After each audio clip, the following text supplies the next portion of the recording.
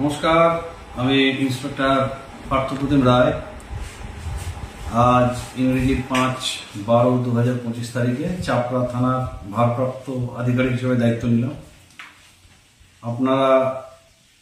আপনাদের স্মরণে আছে আমি 2018 সালেও এই চাপড়া থানার ভারপ্রাপ্ত আধিকারিক ছিলাম। তারপর আমাদের ডিপার্টমেন্টের নিয়মে আমার অন্যত্র বদলি হয়ে যায়। আজ পুনরায় আমি চাপড়া থানার দায়িত্ব পেলাম আমাদের ঊর্ধ্বতন কর্তৃপক্ষের আদেশ অনুযায়ী। আশা করি এর আগে আপনাদের থেকে যেরকম সাহায্য সহযোগিতা পেয়েছি, এইবারও আপনাদের থেকে সেই রকম সাহায্য সহযোগিতা পাব এবং বন্ধুর মতো আপনাদের পাশে থাকতে পারব।